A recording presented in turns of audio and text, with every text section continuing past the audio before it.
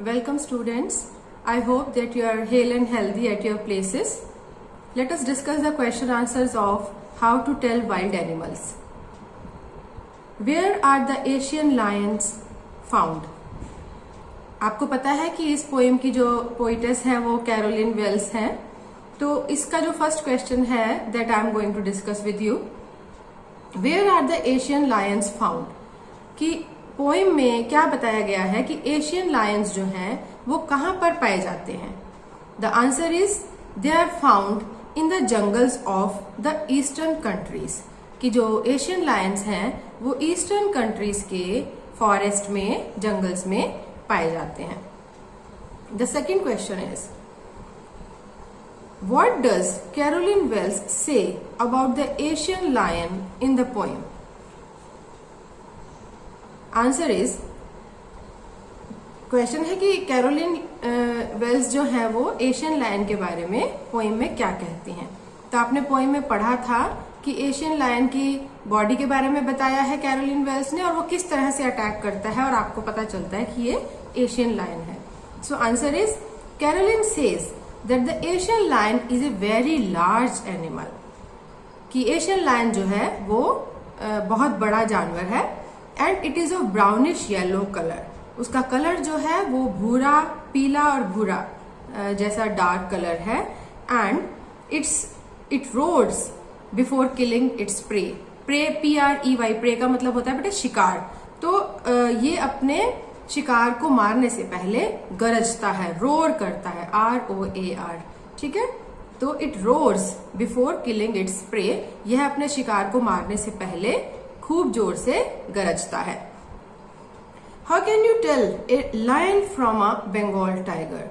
आप एक Asian lion और एक बंगाल टाइगर में डिफरेंस कैसे करोगे कि कौन सा बंगाल टाइगर है और कौन सा एशियन लायन है।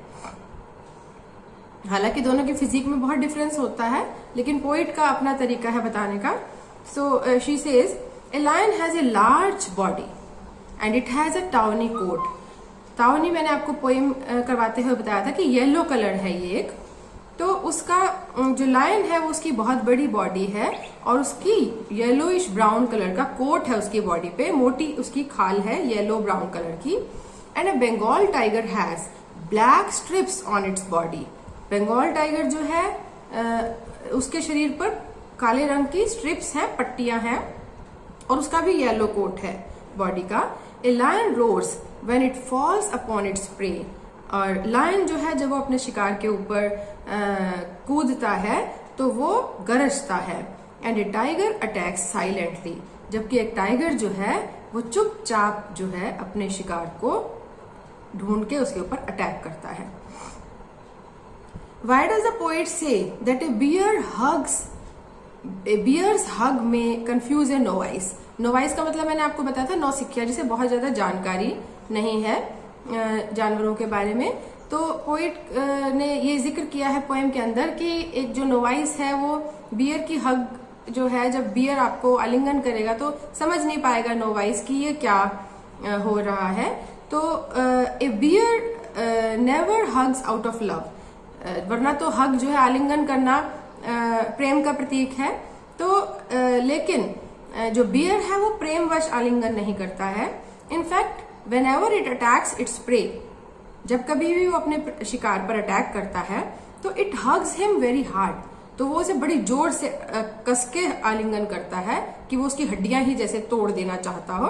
सो a novice may take his hug as a symbol of love. तो एक जो नौसिखिया है जिसे पता ही नहीं है भालू के नेचर के बारे में, वो ये सोचेगा कि भी ये पता नहीं ऐसा क्यों कर रहा है। So next question is, how can you distinguish a crocodile from a हाइना?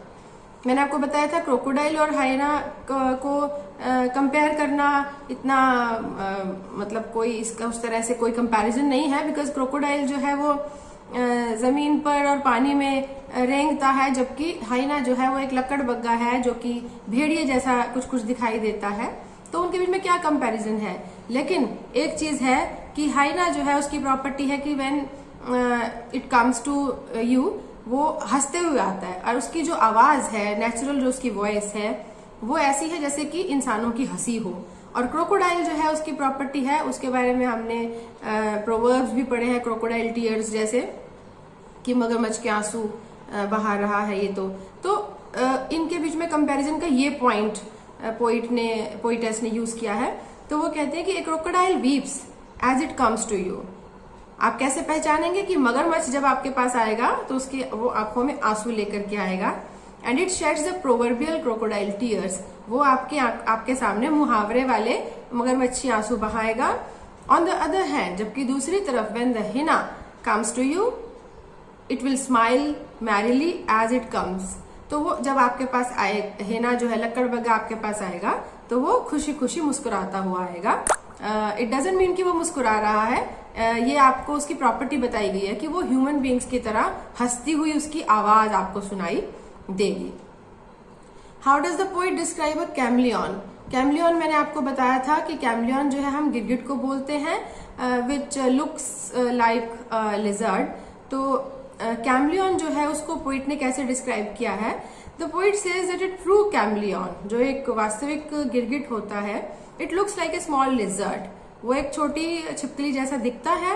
And it hasn't have any ears और एनी विंग्स, उसके ना तो कोई कान है और ना ही कोई पंख है।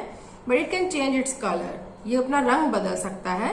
And you can't see it on the tree even though it is there. तो पोइट ने बहुत अच्छे घुमावदार भाषा में आखिर की पंक्तियों में ये बात बताई है कि आपको ट्री पर कुछ भी नहीं दिखाई देगा तब, जबकि वो ट्री पर होगा भी तब भी आपको वो दिखाई नहीं देगा, because it has this property to change its colour. उसके अंदर ये क्वालिटी है कि वो अपने आप कलर को, डेंजर को देखते ही या अपनी चॉइस के हिसाब से अपने बॉडी के कलर को चेंज करता है। Where is the chameleon generally found? Which two things does a chameleon not have? ये मैंने पिछले क्वेश्चन में भी आपको बता दिया कि chameleon is generally found on a tree, in shrubs, वो झाड़ियों में या पेड़ पर दिखाई देता है। It doesn't have any ears and wings, ना तो उसके कान होते हैं और ना ही उसके पंख होते हैं, लेकिन वो उसके पास ये क्षमता है कि वो अचानक से आपको गायब हो जाएगा, बिना विंग्स के भी वो आप गायब हो जाएगा और आपको पता भी नहीं चलेगा। So these are the questions, और ये क्वेश्चंस आपके साथ मैंने स्क्रीन पे शेयर भी किए हैं। So you read it, try to understand it and write in your notebooks. Stay healthy and we'll meet in the next video.